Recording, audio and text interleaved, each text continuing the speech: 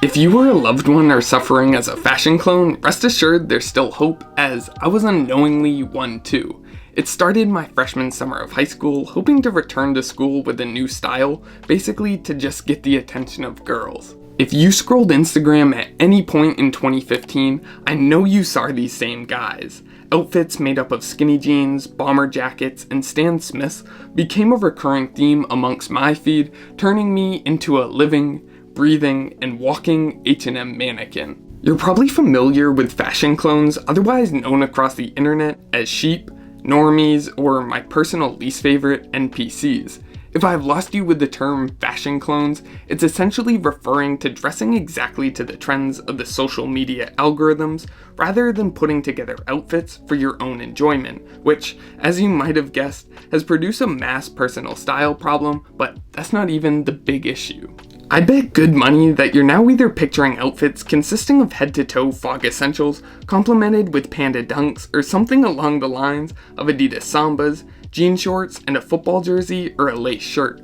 While these outfits have been thriving amongst the recent Explore and For You pages, the social algorithms have been controlling the trends long before this.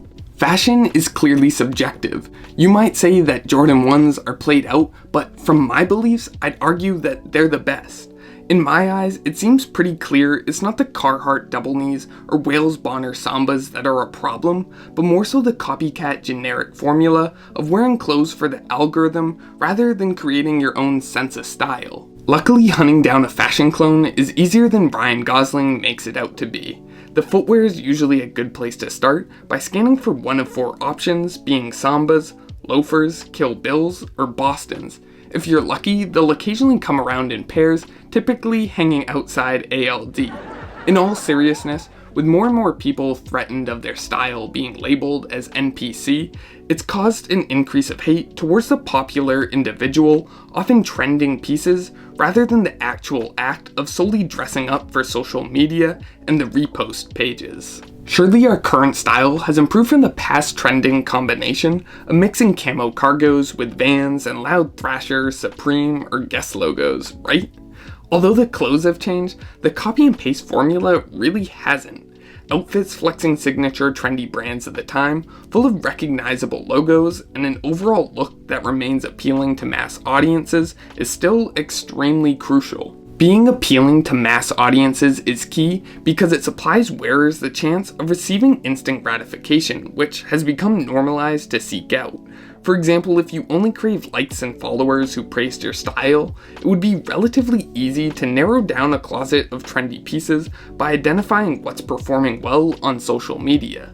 With this, the algorithms have created this never-ending competition for consumers of who can be the first to cop the latest trend, be the first to post it, and then get reposted the most amongst fashion accounts. For those new into fashion, it's easy to get absorbed within this hype, especially if you've had to question your own style. When everyone seems to love these Stussy jorts and Onitsuka tigers, then the price tag becomes the only barrier to receiving praise and acceptance for your fits.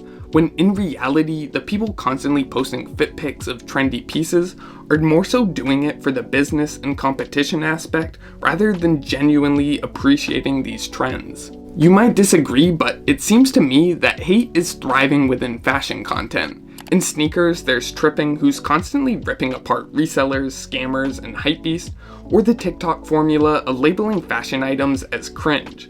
Since TikTok is quickly digestible content with little context, it's continued to produce the most misguided hate, which specifically connects back to the situation of trends and dressing for the algorithm.